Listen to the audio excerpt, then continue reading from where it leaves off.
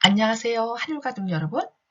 재림 준비를 위한 기도와 헌신의 특별 온라인 40일 새벽 기도회를 시작하겠습니다.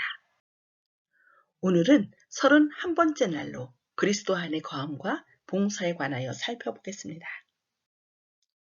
그리스도인들이 그들 안에 거하시는 주님을 그리고 그리스도 안의 거함을 진정으로 체험하거나 이해하기 전 주님을 위한 사역은 종종 염려와 부담으로 가득 찬 무거운 짐이 될 수 있습니다. 그러나 한번 그리스도 안에 거함의 신비를 경험하면 모든 것이 변합니다. 주님을 위한 사역은 즐거움이 되고 스트레스와 무거운 짐들은 사라집니다. 화인 여사는 예수님께서 지상에서 사역하셨을 때 가지셨던 큰 평안을 언급했는데 예수님과 제자들을 위협하던 폭풍우 속에서 그분께서 보인 반응을 다음과 같이 묘사하였습니다. 예수님께서 잠에서 깨어 폭풍을 대하셨을 때 그에게는 완전한 평화가 있었다. 그분의 마음에는 두려움이 없었으므로 말이나 표정에 두려워하는 기색이 없었다. 그러나 그분께서는 스스로 가지신 전능한 능력에 의존하지 않으셨다. 그분께서 조용히 쉬신 것은 땅과 바다와 하늘의 주인의 입장에서 하신 것이 아니었다. 그는 그의 능력을 내려놓으셨으므로 내가 아무것도 스스로 할 수 없노라고 말씀하셨다. 그분은 하늘 아버지의 능력에 의뢰하셨다.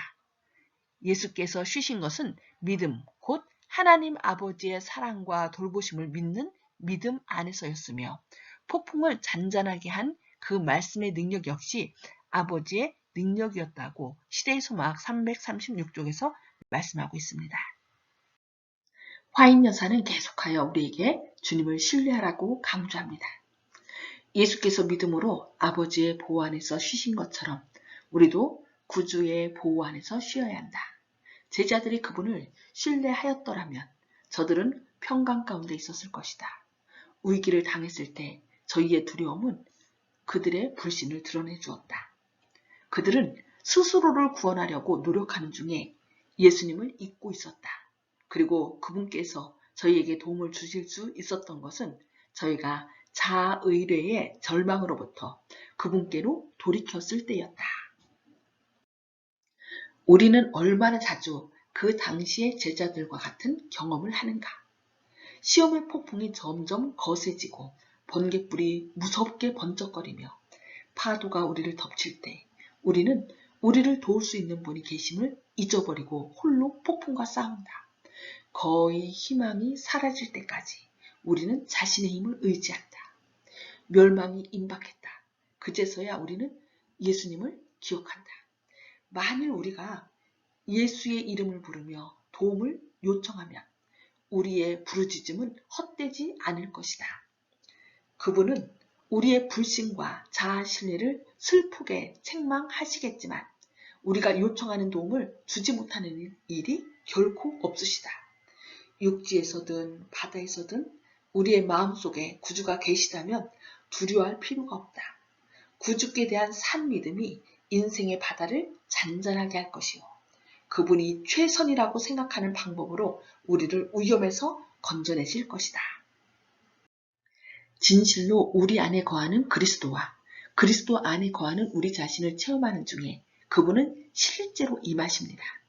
여러분 안에서의 우리 안식은 절대로 이론이 아닌 현실이 될 것이며 변치 않게 됩니다. 사역과 삶에 있어서의 모든 두려움과 염려와 스트레스는 사라질 것입니다. 섬김의 짐들은 우리가 예수님의 임재 속에서 안식을 누리는 것으로 옮겨지고 대체될 것입니다. 엘렌 화이트가 말하는 것처럼 우리는 자의존을 체념하고 그분께로 돌아가야 합니다. 우리가 그리스도 안에 거하는데 우리는 주님과의 관계를 맺을 터인 바 그분께서 하늘 아버지와 가지셨던 관계입니다. 이 관계는 하늘 아버지께서 예수님을 통하여 말씀하시고 일하실 것이라는 확신에 주님께서 쉼을 얻을 수 있었던 것과 같은 것입니다. 나는 아버지 안에 있고 아버지는 내 안에 계신 것을 네가 믿지 아니하느냐. 내가 너희에게 이르는 말이 스스로 하는 것이 아니라 아버지께서 내 안에 계셔 그의 일을 하시는 것이라고 예수님께서 말씀하셨습니다. 개인적 적용과 복습. 오늘 배운 말씀 가운데서 가장 마음에 와닿는 말씀을 나눠주시기 바랍니다. 저는 하나님께서는 우리가 요청하는 도움을 주지 못하는 일이 결코 없으시다는 말씀에서 좀 희망이 생겼습니다. 그리고 그 도움을 받기 위한 조건은 그들이 자기를 의지하던 절망으로부터 그분께로 돌이켰을 때였다는 말씀을 통해서 앞으로 위기가 닥칠 때 내 자신의 방법보다는 주님께 도움을 먼저 구하는 사람이 되겠습니다. 여러분도 어떤 말씀이 마음에 와닿는지 나눠주시기 바랍니다. 오늘 말씀의 복습입니다. 첫 번째, 제자들이 폭풍우 속에서 배를 타고 있었을 때 두려워하는 것은 비이성적인 일이었습니까? 그렇든 아니든 그 이유는 무엇입니까? 네, 아니죠. 왜냐하면 믿음이 없는 사람에게는 당연한 일이라 생각되기 때문입니다. 두 번째, 여러분의 인생에서 시험, 유혹, 그리고 어려움이 닥치면 여러분은 대개 어떻게 반응하십니까? 거의 자신의 힘으로 그것을 헤쳐나가려고 그렇게 했던 것을 기억하게 됩니다. 세 번째, 어렵고 힘든 입장에 직면했을 때 하나님께서는 여러분이 어떻게 반응하기를 원하실까요? 자신을 의지하지 않고 자기를 도와줄 크신 하나님이 계심을 믿고 구하기를 원하십니다. 네 번째, 오늘 과목의 교훈을 이번 주 여러분들의 생활에 적용시키리라 계획하였습니까? 네. 위기의 순간에 나 자신을 의지하지 않고 주님을 부르도록 매 생활에 적용하도록 노력하겠습니다. 오늘의 기도 제목입니다. 첫째, 하나님께서 계속하여 여러분에게 성령의 침례를 베푸시기를.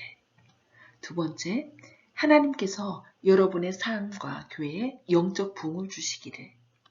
세 번째, 여러분의 삶에 시험이 찾아오고 또 다른 그리스도를 위한 사역의 기회가 찾아올 때 하나님께서 여러분이 그리스도를 의지하여 그분을 신뢰하도록 마음을 상기시키시기를.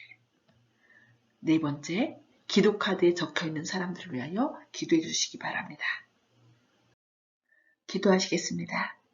하늘에 계신 아버지, 우리로 위기일 때에 보이는 것이 아니라 보이지 않는 것의 소중함을 깨달아 당신을 신뢰하도록 하옵소서.